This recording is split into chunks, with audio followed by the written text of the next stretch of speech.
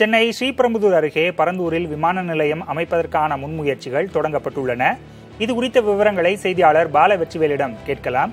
பாலவெற்றிவேல், விமான நிலையத்துக்கு தேவைப்படக்கூடிய நிலத்துல பெரும்பாலான நிலம் தனியார்கிட்ட இருக்கு. அதை தரமாட்டோம்னு மக்கள் சொன்னதையும் பார்த்தோம். இப்ப இந்த பிரச்சனையை சுமூகமா பேசி முடிக்க வேண்டிய பொறுப்பு அரசுக்கு இருக்கு. என்ன செய்ய போறாங்க?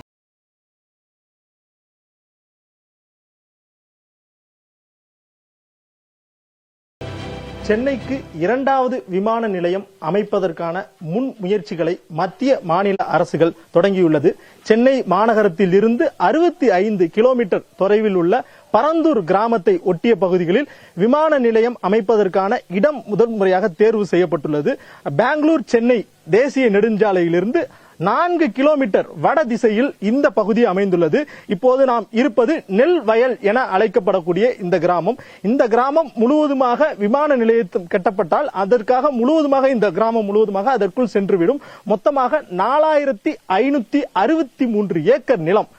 இப்போது இருக்கின்ற மீனம்பாக்கம் சென்னை விமான நிலையமானது 1300 ஏக்கர் இருக்கும் நிலையில் அதைவிட 3 மடங்கு பிரம்மாண்டமாக பசுமை விமான நிலையமாக இது அமைய உள்ளது. இந்நிலையில் இதற்காக 13 கிராமங்கள் முக்கியமாக கையகப்படுத்தப்பட உள்ளன. காஞ்சிபுரம் மாவட்டத்தில் பரந்தூர், வளத்தூர், பொடவூர், நெல்வாய், தண்டலம், மாடபுரம், தொடூர் மற்றும் ஸ்ரீபெரும்புதூர் வட்டத்தில் சிங்கிலிப்பாடி, குணக்காரபாக்கம், ஏடையார்பாக்கம், அக்கம்மாபுரம், ஏகனாபுரம், மகாதேவி மங்கலம் ஆகிய 13 கிராமங்கள் மொத்தமாக இந்த விமான நிலையத்திற்காக தேர்வு செய்யப்பட்டுள்ளன. இந்த தேர்வு செய்யப்பட்டுள்ள நிலங்களில் 71% நிலங்கள் தனியாருக்கு சொந்தமான பட்டா நிலங்களாக உள்ளது. அதாவது 3240 ஏக்கர் நிலங்கள் தனியார் பட்டா நிலமாக உள்ளது. அரசுக்கு சொந்தமாக வெறும் 1317 ஏக்கர் நிலம்தான் உள்ளது. எனவே இந்த 3245 ஏக்கர் 71% நிலத்தை தனியார் விவசாயிகளிடம் இருந்து பெற வேண்டிய சூழல் தற்போது அரசாங்கத்திற்கு ஏற்பட்டுள்ளது. எனவே அந்த நிலங்களிலும் பெரும்பான்மையாக நன்செய் பயிர் செய்யும் நிலங்களாக உள்ளன. இந்நிலையில் இந்த நெல்வாய் கிராமத்தில் உள்ள பொதுமக்கள் நம்மிடம் என்ன சொல்கிறார்கள் என்று கேட்டு தெரிந்து கொள்ளலாம். முக்கியமாக இதனுடைய ஊராட்சி மன்ற தலைவர் இருக்கிறார் சுரேஷ், அவரிடம் கேட்டு பெறலாம். ஐயா, இப்போ உங்க கிராமம் இந்த விமான நிலையத்துக்காக முழுமையா போக போகுது. சோ என்ன சொல்லியிருக்காங்க, உங்களோட மனநிலை எப்படி இருக்குது? நீங்க ஆதரவு தெரிவிக்கிறீங்களா? கண்டிப்பா எங்க எல்லாரும் யாருமே ஆதரவு தெரிவிக்கல. நாங்க எல்லாம் முழுமையான விவசாயிங்க. இங்க இருக்கிற 180 குடும்பம் இருக்கு. என் பஞ்சாயத்துல 420 ஏக்கர் விவசாய நிலம் இருக்கு. பரம்பரையா 3-4 தலைமுறையா விவசாயம் தான் பண்றோம். எங்களுக்கு இந்த விமான நிலையம் வர்றது எங்களுக்கு நாங்க ஆதரவு தெரிவிக்க மாட்டோம். கண்டிப்பா எதிர்க்கிறோம். இதுக்காக நாங்க எந்த எல்லைக்கு உயிரிடவோ தயாரா இருக்கும். இப்போ அரசாங்கம் உங்ககிட்ட காம்பன்சேஷன் பேசியிருக்காங்க, அதுக்கு நீங்க தயாரா இருக்கிறீங்க? அரசாங்கம் 3.5 மடங்கு சொல்லியிருக்காங்க. எங்களுக்கு 30 மடங்கு கொடுத்தாங்களே எங்களுக்கு வேணும். எங்க நிலம், எங்க வீடு, எங்க கிராமம் எங்களுக்கு வேணும். எந்த கண்டிஷனும் நாங்க அதிகம் ஏத்துக்க தயாரில்லை. எத்தனை மடங்கு நிவாரணம் கொடுத்தாலும் சரி, இழப்பீடு கொடுத்தாலும் வாங்குறதுக்கு நாங்க ரெடியால. நாங்க மட்டும் இல்ல, எந்த கிராமமும் இதுக்கு யாரும் அக்செப்ட் பண்ண மாட்டாங்க. இங்கு ஒரு பெண்மணி இருக்கிறார், அவரிடம் கேட்டுப்படலாம். அம்மா வணக்கம். இப்போ இந்த கிராமத்துல உங்ககிட்ட விமான நிலையத்துக்காக நிலம் கையகப்படுத்த போறதா சொல்றாங்க. இதுக்கு உங்களோட நிலைப்பாடு என்னமா இருக்கு? எங்களுக்கு ஏர்போர்ட் வேணாம் ஐயா. எங்களால பிழைக்க முடியாது. இருக்குது, நாங்க 2 காக்கானி 3 காரணங்க வச்சுக்கிறோம். 2 குழந்தைங்க இருக்குது. எனக்கு வயசாச்சு. என்னால வெளி வேலை போய் செய்ய முடியாது. எங்க கிராமத்தை பிடிங்கினா நாங்க இறந்துதான் தொண்ணணும். இல்லைன்னா எங்களால எந்த வேலையும் செய்ய முடியாது. நாங்க எங்க கிராமத்துல இருந்து பிடிங்கினா நாங்க தலைமுறை வச்சுக்கிற நிலத்தை நீங்க இன்னைக்கு பிடிங்கினா எங்களுக்கு 2 மடங்கு 3 மடங்கு கொடுத்து நாங்க இறந்துதான் தொண்ணணும். எங்க காக்கானி இருந்தா நாங்க போயிச்சு அதுல விவசாயம் பண்ணி நாங்க வச்சு சாப்பிட்டு வீட்டுல இருப்போம். நீ 10,000 20,000 கொடுத்துட்டு எங்களுக்கு தெத்திடலான்னு பாக்குறேன். எங்களுக்கு விவசாயம் வேணாம், எங்களுக்கு ஏர்போர்ட் வேணாம். நெல்வயல், ஏகனாபுரம் மற்றும் பரந்தூர், நாகப்பட்டு உள்ளிட்ட முழுவதுமாக இந்த 4 கிராமங்கள் முழுவதுமாக இந்த விமான நிலையத்திற்காக செல்ல உள்ள நிலையில் இந்த கிராம மக்கள் அதிக அளவில் எதிர்ப்பு தெரிவிக்கின்றனர். இதுபோக 1317 ஏக்கர் அரசு நிலங்கள் என்று கூறினோமே, அந்த நிலங்களிலும் மொத்தமாக 800 ஏக்கர் 799 ஏக்கர் நிலங்கள் நீர்நிலைகளாக உள்ளன. எனவே இந்த நீர்நிலைகளையும் கையகப்படுத்தும் நிலை ஏற்படும் என தெரிவிக்கப்படுகிறது. இதற்காக முன் அனுமதியும் கேட்டு பெற்றுள்ளதாகவும் தெரிகின்றது. மொத்தமாக இந்த 13 கிராமத்தில் மட்டும் 3000 ஏக்கர் நிலங்கள், விவசாய நிலங்கள் மொத்தமாக கையகப்படுத்த வேண்டிய சூழல் ஏற்படும். அதற்கான முன் முயற்சிகளை தமிழக அரசு சார்பில் எடுக்கப்பட்டுள்ளது. இங்குள்ள அதிகாரிகள் இங்கு உள்ள மக்கள்கிட்ட ஒவ்வொருத்தட்டியா டீடைல்ஸ் வாங்கிட்டு இருக்காங்க. மொத்தமா இந்த 13 கிராமத்தையும் சேர்த்து 1005 குடும்பங்கள் இருப்பதாக கூறப்படுகின்றது. ஆனால் இங்கு நாம் கள ஆய்வு நடத்திய போது இங்கு இருக்கும் குடும்பங்களின் எண்ணிக்கையும் வீடுகளின் எண்ணிக்கையும் அதிகமாகவே இருப்பதாக கூறப்படுகின்றது. எனவே இங்கு சரியான கணக்கீடுகளும் மேற்கொள்ள வேண்டும் என்கின்ற என்கின்ற கோரிக்கையும் எழுந்துள்ளது. சென்னை விமான நிலையத்தை பொறுத்தவரை இந்த பகுதியில், இந்த பரந்தூர் ஸ்ரீபெரும்புதூரை ஒட்டிய பகுதிகளில் தொழில் இந்த கேந்திரமாக அமைந்துள்ளதன் காரணமாக இந்த பகுதிகளில் விமான நிலையத்தை அமைத்தால் மிகவும் சிறப்பாக இருக்கும் என கூறப்படுகிறது.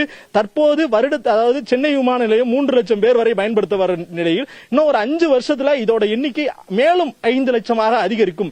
எனவே மக்கள் மற்றும் மேல ஏர் டிராபிக் ஏற்படும். அதை தடுப்பதற்காக இந்த மாதிரி ஒரு கிரீன்ஃபீல்டு விமான நிலையம் அமைக்க வேண்டிய கட்டாயம் ஏற்பதாக அதிகாரிகள் தரப்பில் நம்மிடம் தெரிவித்தாலும் இங்குள்ள பொதுமக்கள் நிலத்தை, அதாவது 100 வருடங்களாக நாங்கள் வாழ்ந்து வரும் எங்களுடைய பாரம்பரிய இல்லத்தையும் நிலத்தையும் விட்டுக் கொடுப்பதற்கு நாங்கள் எந்த நிலையிலும் தயாராக இல்லை என கூறுகின்றனர். இதற்காக இந்த 13 கிராமங்களையும் சுற்றி காவல்துறையினர்களும் தற்போது நிறுத்தி வைக்கப்பட்டுள்ளன.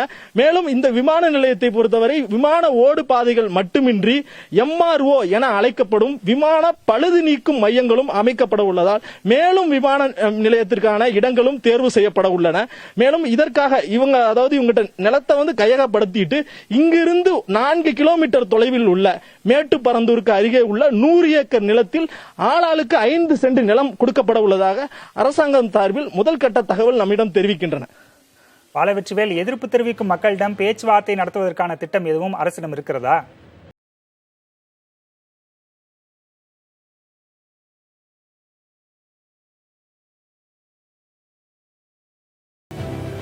பாலவெற்றிவேல், எதிர்ப்பு தெரிவிக்கும் மக்களிடம் பேச்சுவார்த்தை நடத்தும் திட்டம் அரசுக்கு இருக்கிறதா?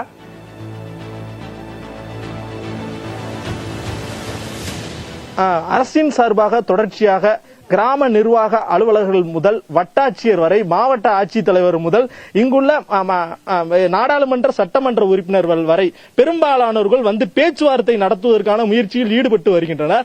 ஆனால் இந்த கிராம மக்களை பொறுத்தவரை எங்களுக்கு நீங்கள் எவ்வளவு ஈட்டுத்தொகை கொடுத்தாலும் இந்த இடத்தை விட்டு நாங்கள் செல்வதற்கு தயாராக இல்லை. சென்னை விமான நிலையம் அமைப்பதற்கு நாங்கள் ஒப்புதல் அளிக்கிறோம், ஆனால் வேறு பகுதியை தேர்ந்தெடுத்துக் கொள்ளுங்கள். காலகாலமாக இங்கு நாங்கள் வசித்து வரும் பகுதி, இப்போது நாம் பார்த்துக் கொண்டிருக்கிற இந்த நெல் வயல், இந்த கிராமத்தோட பேரே நீங்க பார்த்திருப்பீங்க, நெல் வயல். சுற்றிலும் நெல் மற்றும் விவசாய பூமிகளினால் ஆன பகுதி. பாலாறு மற்றும் அடையாறு இந்த 2 நதிகளையும் இணைக்கும் இந்த பகுதிகளில் தான் இந்த நீர்பிடிப்பு பகுதிகளாக மொத்தமாக இந்த பகுதியில் மட்டும் 7க்கும் மேற்பட்ட ஏரிகள் அமைந்துள்ளன. எனவே இவ்வளவு நீர்நிலைகளையும் இயற்கை வாழ் சூழ்நிலைகளையும் விட்டுக் கொடுப்பதற்கு நாங்கள் தயாராக இல்லை. எங்களுடைய பாரம்பரியத்தோடு தொடர்புடைய இந்த கிராமத்தை விட்டுக் கொடுப்பதற்கும் தயாராக இல்லை என கூறுகின்றனர். இருந்தாலும் பொதுப்பணித்துறை அதிகாரிகள் மற்றும் தமிழக அரசின் சார்புள்ள காஞ்சிபுரம் மாவட்டத்தை சேர்ந்த அந்த மாவட்ட ஆட்சியர் அலுவலகத்தில் உள்ள அலுவலர்கள் நாள்தோறும் இங்க இந்த கிராமத்தில் நிலங்களை வரையறை செய்து வரைபடங்கள் மூலம் யார் யாருக்கு எந்தெந்த நிலம் உள்ளது, கழனி நிலம் எவ்வளவு உள்ளது, நீர்நிலைகளில் உள்ள நிலம் எவ்வளவு உள்ளது, புறம்போக்கு நிலம் எவ்வளவு உள்ளது என்பதை அவங்க ஒவ்வொரு தனித்தனியாக பிரித்து கேட்டகரைஸ் பண்ணிட்டு இருக்காங்க. இனிமே வரக்கூடிய நாட்கள்ல இந்த பரந்தூர் விமான நிலையத்திற்காக இந்த நிலத்தை கையகப்படுத்துவதற்கான முன்முயற்சிகள் தொடங்கும் என தெரிவிக்கப்படுகிறது. உள்கட்டமைப்பு எந்த அளவுக்கு முக்கியமோ அதே அளவுக்கு வேளாண்மையும் முக்கியம். இதை அரசு உணர்ந்து செயல்படும் என நம்புவோம். கள நிலவரங்களை வழங்கியமைக்கு நன்றி பாலவெற்றிவேல்.